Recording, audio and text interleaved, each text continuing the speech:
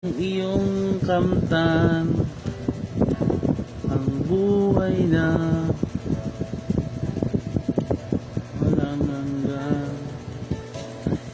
O, ang saro ng bagong tipan, inumin mo, makipahagi. Ito ang saro ng bagong tipan, inumin mo, isa. Yan ang dugong dumanak upang ikaw ay luminis. Yan ang dugo ni Kristo na para sa iyo doon sa Kalbaryo ay tumigis. Ito ang pinapay ng buhay. Ito ang saro ng bagong tipan, ang katawang pinayubay.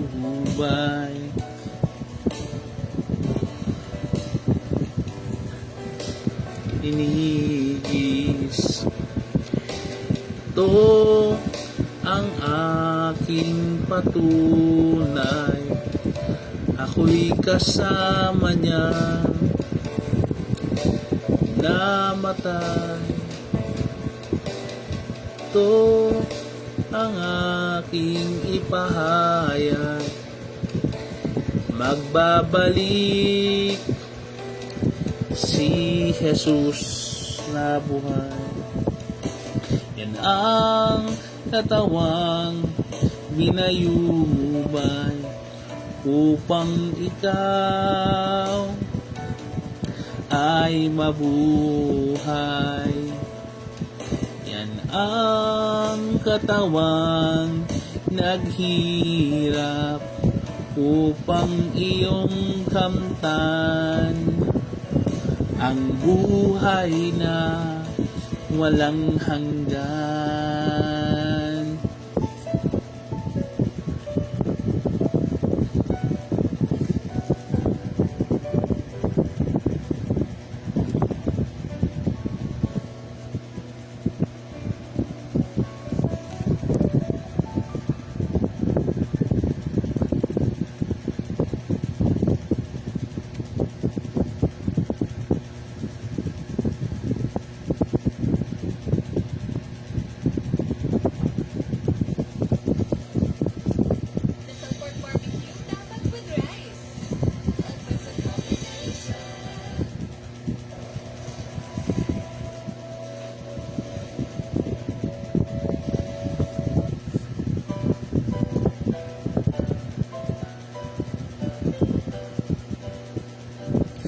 Purihin ang nagpapala,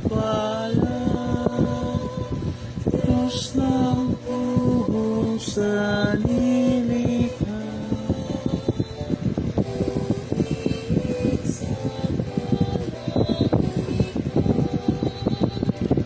Ama, Anak, Diwang Banal.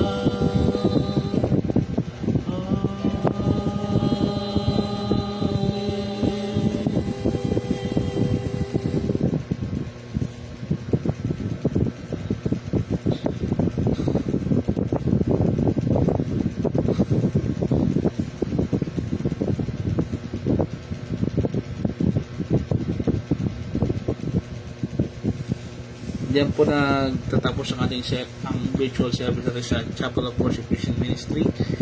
Tayo po manalangin. Ama naming Diyos na buhay, tunay at walang hanggan, pinupuri ka namin sa aming kalagitnaan sa online service nito, sa mga apat ng service nito. Tulungan niyo po kami na manatiling tapat sa inyo. Tulungan niyo po kami maglingkod at kilalanin kayo sa araw-araw. ipahayag namin ang Kristo na aming tagapagligtas sa Panginoon. Ang banal na Espiritu ay makapiling po namin at ang patuloy na pakisama sa amin ng kaluwalhatian niyo. Tulungan niyo kami, Ama, ang mabuhay ng ayon sa inyong kalooban. Pagpalain niyo po ang aming mga pinagkakaloob sa inyo. Tulungan niyo po ang mga pamilya po namin, mga nangangailangan ng tulong. Kami po inyong biyayaan ng sa gayon kami po ay makatulong sa iba. Sa pangalan ni Jesus, lahat ng pangangailangan po namin kapatiran, spiritual, material, kayo po magpalo ito. At ibinabalik po namin ang matamis na papuri para salamat sa pangalan ni Jesus. Lahat isang taasan. Amen. Sumayin niyo pagpapala ng Panginoon. Tayo po magbatian ng banal na halik at nabati kayo ng iglesia sa lahat ng dakot.